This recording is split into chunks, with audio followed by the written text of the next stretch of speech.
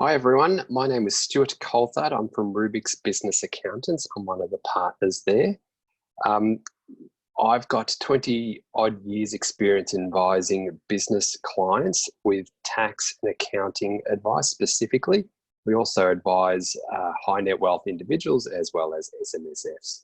I'm one of the partners there, as I mentioned, along with Mark Deviljack, and we've had Rubiix for over 10 years this year. One of our main priority at the moment is making sure that our clients are helped and serviced through this pandemic. And this links in with our Rubiix Care Factor, where it's one of our values to treat and look after our clients as people and really care for those people in businesses. What I wanted to cover off on today is my presentation will be mainly around the government incentives, but I wanted to cover off on four talking points that we are talking with a lot of our clients at the moment. The first being getting our business clients to prepare a short-term cash flow. The reason behind this is at the moment, some businesses are okay, but they may not be okay in 3 months' time. Preparing a short-term cash flow now may identify when they may be in trouble, and knowing then what levers can be pulled to hopefully get them out of trouble at the moment. As well as if businesses are finding a bit of difficulty at the moment, preparing this short-term cash flow will identify some of the costs that can be or cut. Obviously, we're talking a lot with our clients too about the government incentives, but communicating with the ATO and communicating with banks just to see what can be done there. We're also encouraging our clients to talk to their key stakeholders. What that actually means is communicating with their suppliers, communicating with their staff, and communicating with their leaseholders if they have them. But essentially, communicate. This slide shows all the federal government initiatives or incentives that business clients can access. It runs through a lot of the ins and outs and the rules around it. This slide was put together on the 30th of March. So if this has been changes since then, it won't be recognised in this slide. So if you do want a copy of this slide that shows the incentives out there, please contact me on my email. But what I'll be running through in this presentation is the incentives that affect businesses. This slide shows the ins and outs of what the state government's incentives are in place as at 30th of March. Again, my presentation will be talking about the Victorian government state initiatives or incentives. Again, I can forward this slide out as well, so please send me an email. The first topic that I'll be talking about is the incentive called the boosting of cash flow for businesses. This is all around businesses who have employees. The government is providing up to $100,000 broken up to 2 periods to eligible businesses and not-for-profits that employ people with a minimum payment of $20,000. These payments will help businesses cash flow so they can keep operating and employ staff. So it's all about keeping staff. To be eligible, first of all, you've actually got to have a business or a not-for-profit as at 12th of March. So setting up a business now won't work. As well as you need to actively employ staff as at 12th of March and pay wages and pay directors' fees. How this actually works is the ATO will apply credit against lodged BASs for the March and June and September quarters up to that $100,000 for the PAYG withholding reported. So on the PAYG reported on your BAS, you will receive a credit, so it does not have to be paid. If you lodge your BAS monthly, this will be calculated differently. In the March BAS, you will receive 3 times credits of the PAYG withholding. And the preceding months, you will receive a credit for the PAYG withholding reported. These credits may result in a BAS refund. However, we have been advised that this won't be calculated by the ATO until the 28th of April. So we have had some clients lodge their BASs today, and the ATO haven't recognised the credit, but we have been told that this will actually occur on the 28th of April. Our advice to what we've been telling our clients is, first of all, to get the lodgements up to date, particularly the business activity statements, to get into this credit system, as well as don't manufacture transactions to take advantage of this boosting of the PAYG withholding credits, because there are integrity measures and the ATO will be looking.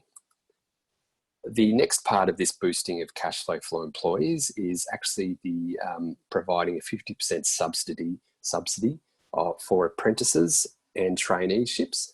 How businesses can access this is, first of all, you need to be running a business and actually be registered for it. So you can actually register for it now. The 2nd of April is when that was opened up. It's aimed at businesses keeping apprentices and trainees on the books.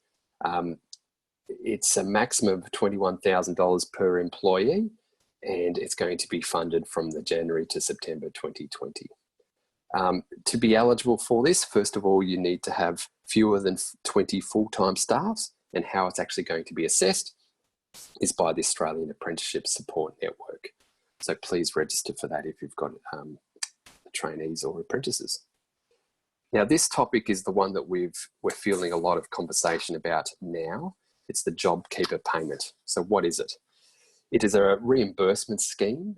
It is a payment made to eligible businesses affected by coronavirus to help maintain employees. So helping businesses keep their staff, because we don't know what's going to happen in 3 months' time. But if everything sorts itself out and you're trying to ramp up your business again, you need staff to ramp up that business. Businesses need to elect to get into the JobKeeper scheme, and once elected in, you will receive a $1,500 per fortnight payment for eligible employees to support these people to be employed as at 1st of March. So staff that you had as at the 1st of March. Businesses must have paid staff before they are entitled to receive this JobKeeper payment. So if you are no longer paying your staff, now you won't receive a payment. As I mentioned, you will need to register with the ATO, who are administering this payment, to be eligible. So once you've registered, you will receive an information and the ATO update directly from the ATO. Eligible businesses are businesses with turnover who has dropped by more than 30% or likely to fall, and employ staff. How this turnover is being calculated, well, we're still waiting on confirmation on how this is actually done. So keep in touch with us. So you can only claim the JobKeeper payments if you pay the minimum $1,500 to staff. These payments should be made using your payroll system and reported via the single touch payroll or via a manual process. We are finding that the JobKeeper payment discussions are different with each business. So please talk to your accountant or an excellent accountant like me. The JobKeeper payment is also eligible for sole traders. So you don't actually have to have employees. If you are a sole trader, one of the eligible criteria is, first of all, have an ABN. So if you don't have an ABN, you are not in the system.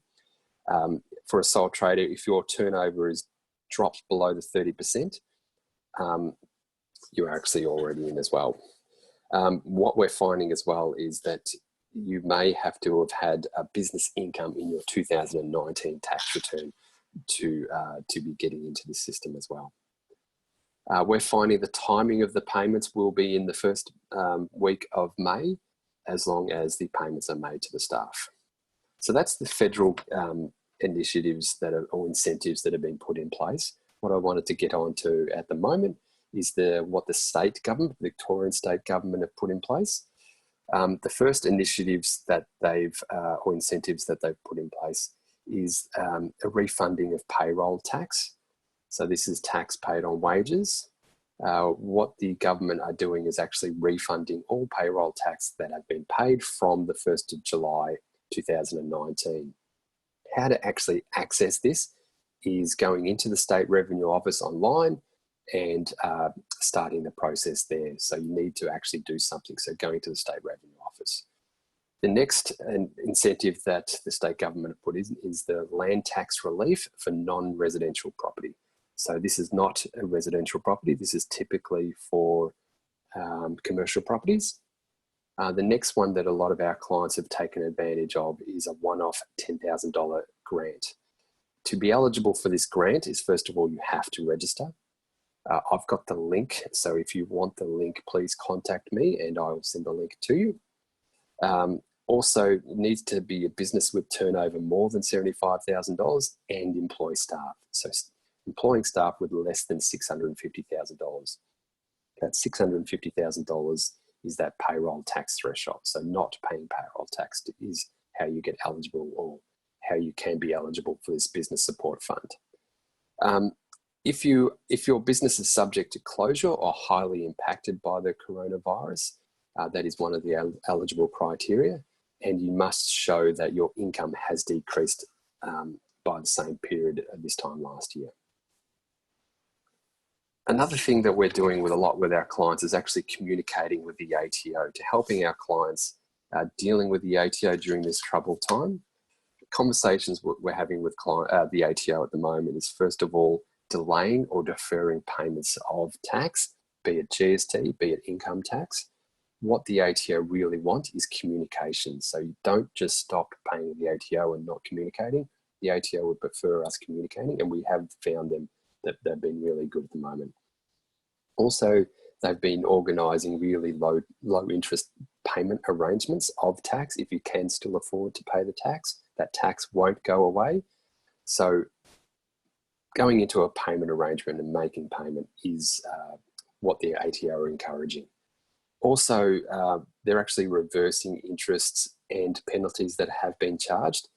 How we can actually do that is actually, again, communicating with the ATO and talking them through the system, but they're actually been pretty good recently.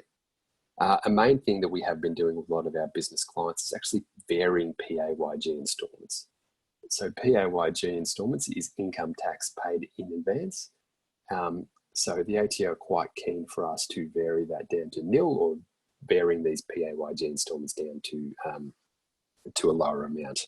If you have paid instalments already this financial year, the ATO are also allowing us to get credits for that payment that have already been lodged.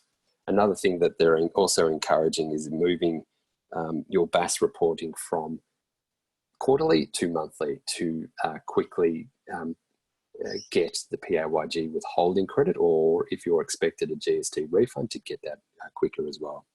Another incentive that the federal government have released is the instant asset write-off. So this is for equipment that is purchased that's less than $150,000. You will get a straight up tax deduction straight away. This is all assets purchased before 30th of June. The other incentive is accelerated depreciation. So assets that you've got on the books already that you are depreciating, you're actually allowed now to accelerate depreciation and write off those asset pools straight away. We're also encouraging our clients to communicate with their banks, be it talking to your banks about deferring mortgage repayments, deferring business loan repayments, or deferring lease payments, or assets that you've got on some sort of financial arrangement, seeing if you can push out those deferrals. So communicating with your bank just to see what you can do. The ATO have actually, or not the ATO, the federal government have actually put out an incentive. They're 50% government-backed loans on offer at the moment. So a lot of banks have put out some products now around this 50% government back. So again, communicate with your banks, or talk to Tim Gasper from Hatch or Paul Justinos from Delphic. They can help you out there as well. Here's a little table we've put together that talks about who your key stakeholders are typically for businesses, and how critical you need to talk to them and make to stop the bleeding, really. First of all, we've got employees, so talking to your employees to make sure that they're okay, or if you do need to do something, act straight away. Landlords, ATO, banks are also listed in there, as well as suppliers. So that's the end of my presentation, but my ideal referral today is businesses that want to communicate with us about the government assistance packages on offer and just clarify what they can and can't do around it. Happy to talk to anyone at the moment. Normally, our ideal referral is a business based in Victoria that has a turnover of $1 to $10 million and has 15 to 50 staff. So it's a decent sized business. That means that they can take advantage of all the knowledge that we've got with dealing with businesses throughout Australia. What to listen out for when thinking about a referral is a business that talks about they feel like they've outgrown their accountant, they want more service, or they never hear from their accountant. That's what typically businesses say when they're moving across to us, that they feel like that's the case. So again, thank you very much for listening. And yeah, that's it. Thank you.